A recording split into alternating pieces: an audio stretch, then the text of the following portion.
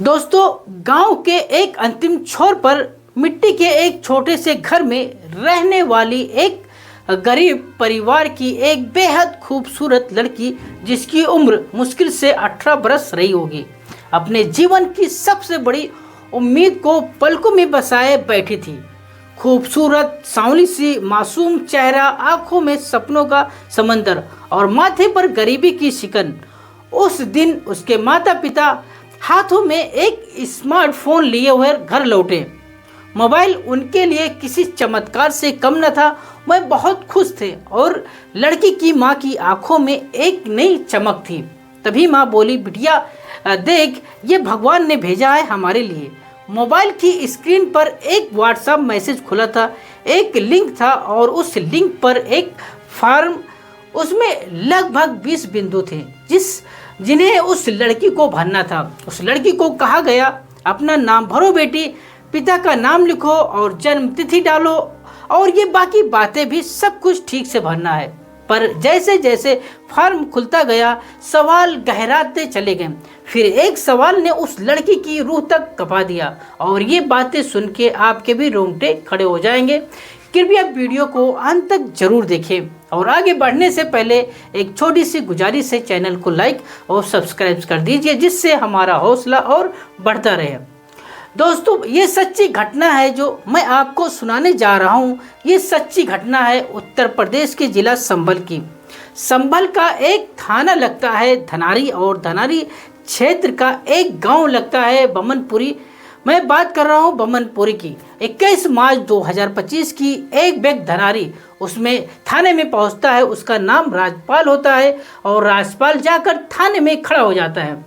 हाथ जोड़ते हुए एसएचओ के सामने जाकर कहता है कि साहब, मैं उल्टा पैदा हुआ था, मुझ में भी लक्षण प्रतिभाएं हैं, और जैसे क्या किसी के नस से चढ़ जाए या किसी को तकलीफ हो और मैं उसकी पीठ पर लात रख दूं या फिर पैर रख दूं तो उसका दर्द ठीक हो जाएगा। तो एसएचओ ने कहा, ये बातें मुझे क्यों बता रहे हो, क्या बात है? कहता है कि साहब, बस इसी विलक्षण प्रतिभा की वजह से मेरी जान बच गई। मैं मर जाता और मुझे वो लोग मार देते। उसे बिठाया जाता है और पानी पिलाया जाता है। उसे कहा जाता है कि पूरी कहानी क्या है, पूरी बात क्या है, बताओ।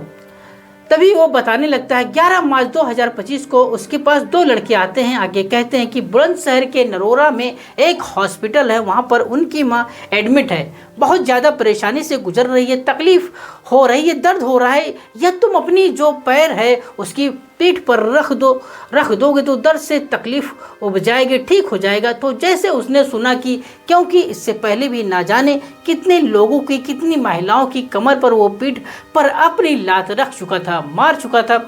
जब धीरे धीरे उसे लात को मारते हैं और तो सामने वाले का जो दर्द होता है वो खत्म हो जाता है, दूर हो जाता है। उसको भी ऐसा लगता है, और जो लात लगवाते हैं उनको भी ऐसा लगता है कि वो दर्द चला जाता है।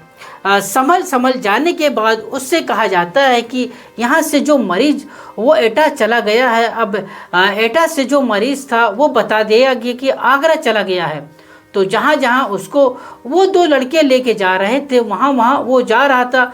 आगरा के एक घर में उस लड़के को एक कमरे में कुछ ऐसा खिलाया जाता है जिसकी वजह से वो बेहोशी जैसी हालत में हो जाता है। उसके हाथ और पैर बांध दिए जाते हैं। उसके बाद फिर तंत्र मंत्र की क्रियाएं शुरू हो जाती हैं। अचानक ही उसकी आँख जब खुलती है तो वो जागता है, और जैसे ही जागता है उसकी चीखें निकल जाती हैं। उसको लग रहा था कि सामने वाले जो लोग हैं उसको वो मार देंगे, उसको ख़त्म कर देंगे, क्योंकि आगे जो भी उसने कमरे में जो दृश्य चीज़ें देख रहा था उसको देखकर वो बहुत बुरी तरह से डर जाता है।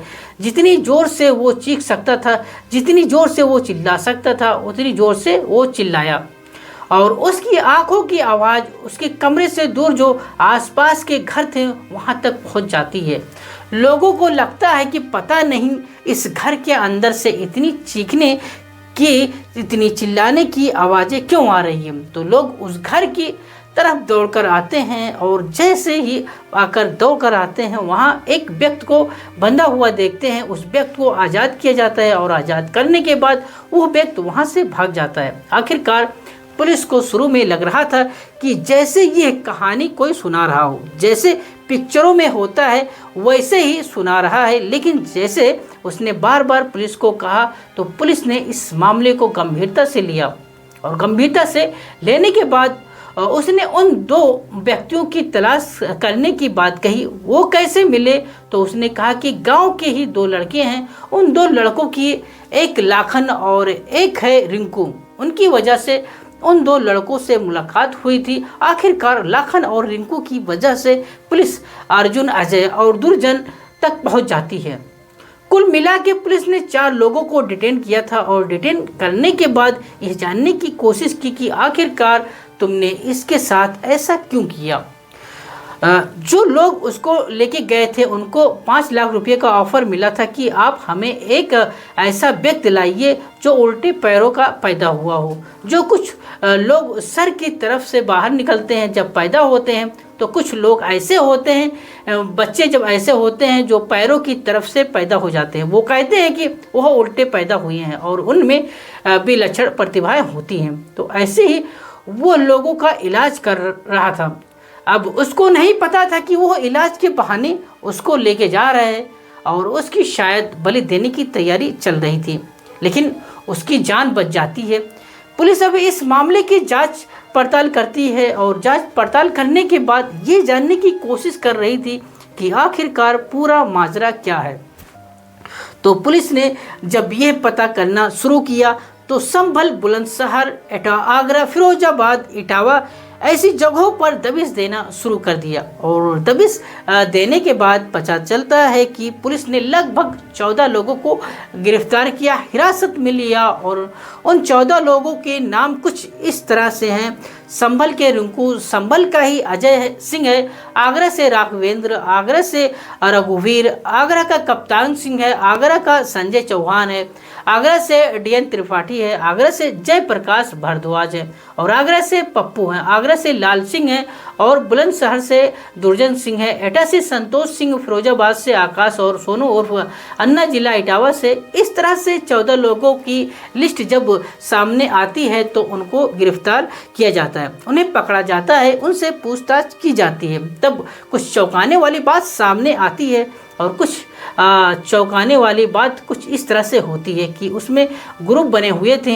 एक कम पढ़े लिखे लोगों का ग्रुप था, एक अन्य जो ज़्यादा पढ़े लिखे लोग थे उनका ग्रुप था। जो कम पढ़े लिखे लोग थे वो गांव-गांव जाते थे और गांव-गांव जाने के बाद घूमते थे, जैसे कि एकदम बैरागियों की तरह अचानक ही कोई व्यक्ति मिल जाए, खासकर सुंदर अगर लड़की दिखाई दी जाए तो सुंदर लड़की देखने के बाद और यह पता चल जाए कि यह गरीब स्थिति में है तो उसको माता पिता से ज़रूर संपर्क किया जाता था। उनसे कहते थे कि तुम्हारे पास तो इतनी दौलत इकट्ठी हो सकती है, तुम्हें इस बात का अंदाज़ा भी नहीं है। कुछ वो रास्ते बताते थे, कहते थे कि अगर तुम हमें 20 नाखूनों वाला एक कछुआ ला के दे दो, हम आपको लाखों रुपए दे देंगे। साथ ही उल्लू लाकर दे दो। उल्लू के बारे में कुछ विशेष कैटेगरी बताई जाती थी।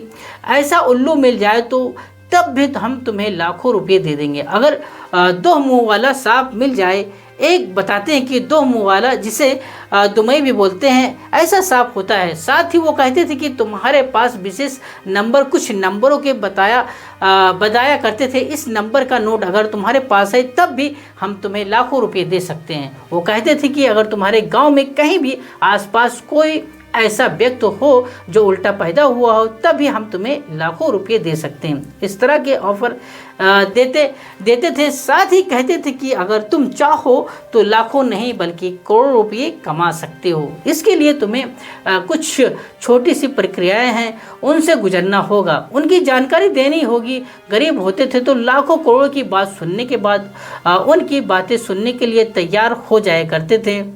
कुल मिलाकर ये खासकर ऐसी लड़कियों को टारगेट करते थे जो बहुत ज़्यादा सुंदर हों। ऐसी लड़कियों को टारगेट करते थे जिसकी लंबाई 5.5 फुट से ज़्यादा हो और ऐसे लोगों को टारगेट करते थे जो गरीब हो, उनकी बातें सुन सके। अब इस तरह के होता था और आगे वो जो व्यक्ति तैयार किया जाया करते थे तो उनको एक फॉर्म देते थे और फॉर्म में कुछ ऐसी जानकारी होती थी और कुछ इस तरह की जानकारी होती थी। उसमें व्हाट्सएप पर एक पूरी तरह फॉर्म होता था और फॉर्म में लिखा होता था कि नाम क्या है, उसके आगे भरना क्या है, पिता का नाम, माता का नाम, जन्म तिथि, सरनेम, गोत्र, उम्र।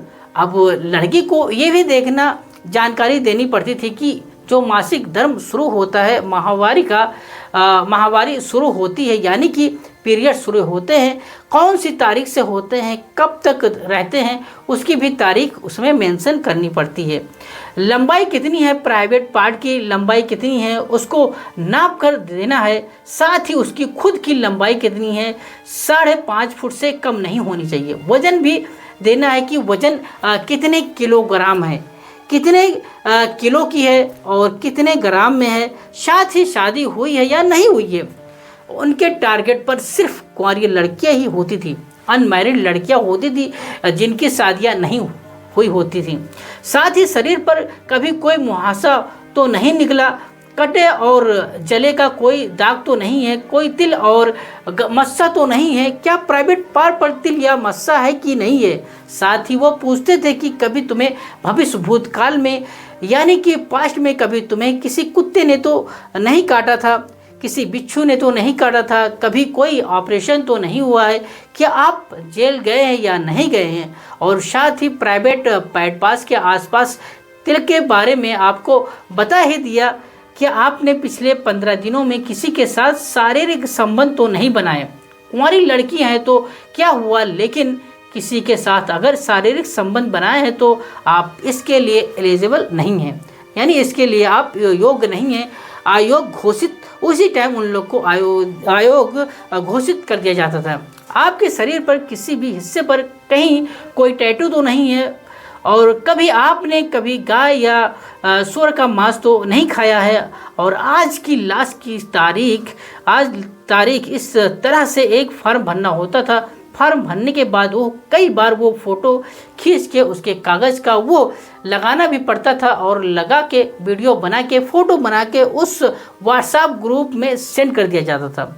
इसके बाद ये जो पहला ग्रुप है जो टारगेट को तलाश करता है, वो तो टारगेट को तलाश करने के बाद फिर वो दे देता था और ये पहुंच जाता है गुरु के पास। अब गुरु के पास जैसे ही पहुंचता है तो गुरु उसे कमरे में लेकर जाता है, उसके तन के एक एक कपड़े को वो उतारता है, उसको न्यूड अवस्था में बिल्कुल लिटा देता है। साथ ही उसको कुछ खाने के लिए दिया जाता है जिससे कि वो बेहोशी की हालत में पहुंच जाती है। वो लड़की विरोध करने की स्थिति में इसलिए नहीं होती है क्योंकि उसके माता पिता कहीं ना कहीं उनकी भी सहमति होती थी।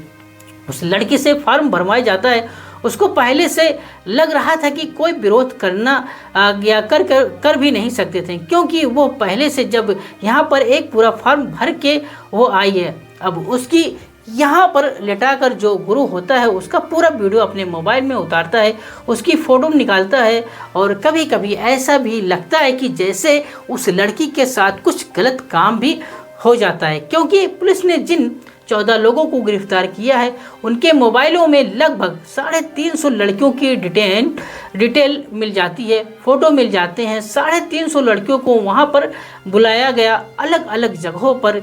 ये अलग अलग जगहों पर प्रक्रियाएं होती हैं, चाहे वो इटावा हो या आगरा हो या फिर बुलंदशहर का हिस्सा हो या संभल का हिस्सा हो। पुलिस ने जब इस पर काम करना शुरू किया तो ये भी पता चलता है कि उन लड़कियों की शायद ये अश्लील वीडियो बनाकर पोर्न साइट पर अपलोड की जाती थी। जहाँ पर इसकी गंदी फिल्में दिखाई जाती थी वहाँ पर शायद ये बेचे भी जाते थे। हालांकि ये पुलिस की जांच विषय है, लेकिन ये पता चलता है कि पिछले 7 या 8 सालों से लगातार इस तरह का काम चल रहा था और न जाने कितनी लड़कियों को इन्होंने इस बीच में निशाना बनाया होगा, ना जाने कितनी लड़कियों के साथ इन्होंने इस तरह की गंदगी घिनौनी हरकतें की होंगी। गरीब लोग थे और गरीब लोग कभी इसका विरोध नहीं कर पाते। हालांकि पुलिस प्रशासन ने जब इस घटनाक्रम का खुलासा किया तो लोगों से अपील की कि अगर किसी बहन की किसी बेटी के साथ या किसी परिवार में किसी के साथ ऐसा हुआ है तो वो सामने आए, ताकि हम इन आरोपियों के खिलाफ कड़ी से कड़ी कार्रवाई कर सकें। आपको हैरानी भी इस बात पर होगी, क्योंकि एक आगरा के संजय चौहान है जो कि पतंजलि के स्टोर चलाते हैं, राघवेंद्र हैं जो कि माइक्रोबायोलॉजी से जिसने बीएससी किया है, रघुवीर सिंह जो फिरोजाबाद के रहने वाले हैं, वो स्टेशन मास्टर हैं, वो नारियल पर बैठकर कुछ इस तरह से घूमते हैं। ऐसा लगता है जैसे कि कोई जादूगरी हो रही हो, कोई तंत्र मंत्र हो रहा हो। पुलिस हर एक पहलू पर जांच पड़ताल कर रही है। जब ये अपना काम करते थे तो उन्होंने 3 कैटेगरी में बनाया हुआ था। एक नाम दिया होता है कारीगर टीम का, एक नाम दिया होता है मीडिया, और एक नाम दिया होता है आर्टिकल। यानी कि जो कारीगर हैं वो तंत्र मंत्र करेगा, मीडिया जो कि फंसा कर लोगों को, महिलाओं को, बच्चियों को लेके आएगा। जो कछुए या फिर सांप, इस तरह की जो चीज़ें हैं वो किसी भी चीज़ में वो हाथ आजमा सकते हैं। साथ ही आर्टिकल का नाम होता है लड़कियां, और वो हमेशा एक ही बात कही जाती थी, लड़कियां कुंवारी होनी चाहिए, सुंदर होनी चाहिए, 5.5 फुट से उसकी उम्र लंबाई उसकी ज़्यादा होनी चाहिए। इस तरह की वो कुछ टारगेट फिक्स होते थे। और जब पुलिस ने इस घटनाक्रम का खुलासा किया तो इस गिरोह का नाम था धनवर्षा गिरोह के लोगों को एक के पास जाते थे, उन्हें प्रलोभन देते थे कि जब ये काम हो जाएगा, अगर एक भी जानकारी आपने गलत भरी, एक भी जानकारी के बारे में कुछ ऐसा गलत बताया, जैसे किसी लड़की ने किसी के साथ शारीरिक संबंध बना लिए और वहाँ उसने मेंशन नहीं किया, तो बाद में वो किसी एक का कोई ना कोई बहाना करके ये टाल दिया करते थे कि तुम्हारी बेटी ने किसी के साथ संबंध बनाए होंगे, इसलिए प्रक्रिया पूरी नहीं हो पाई है, इसलिए हम आपको पैसे नहीं दे पा रहे हैं। पुलिस फिलहाल किसी जब चार्जशीट लगाएगी तो बहुत सारी चीज़ें निकल के सामने आएंगी, अदालत पहुंचेंगे और जो लोग गिरफ्तार हुए हैं उनका पर्दाफाश होगा। लेकिन उन्होंने जिस तरह से गरीबी का मजाक बनाते हुए उन लड़कियों की, उनके माता पिता के साथ छलकियाँ की है, वो वाकई अपने आप में सोचने वाला है, जिसको सोचकर भी घिन आती है कि ऐसी बच्चियों के साथ जो गरीब हैं, जो विरोध भी नहीं कर पाते हैं, और पता नहीं न जाने किसके साथ क्या क्या हुआ होगा। हालांकि पुलिस हर पहलू पर विचार कर रही है, जांच कर रही है। जिस तरह से बमनपुरी के राज्यपाल ने हिम्मत जुटाई और जाकर पुलिस में एफआईआर दर्ज कराई थी, शिकायत दर्ज कराई थी, और पुलिस ने इस मामले को गंभीरता से लिया। काश किसी लड़की के माँ बाप ने ये हिम्मत जुटाई होती तो ना जाने कितनी लड़कियों के साथ जो ये सब हुआ होगा वो कभी नहीं होता। दोस्तों, इस पूरे घटना को सुनाने का उद्देश्य किसी को परेशान करना नहीं है, किसी का दिल दुखाना नहीं है, बल्कि आपको जागरूक करना है, आपको सचेत करना है। अगर ये कहानी आपको सोचने और समझने का एक नया जरिया देती है तो ऐसी और भी जानकारियों के लिए हमारे चैनल को लाइक और सब्सक्राइब जरूर करें। हम चाहते हैं आप अपनी भी राय हमारे साथ साझा करें। पूरी वीडियो देखने के लिए दिल से धन्यवाद। जल्द ही मिलेंगे और एक बेहतरीन नई जानकारी के साथ। तब तक के लिए जय हिंद, जय भारत।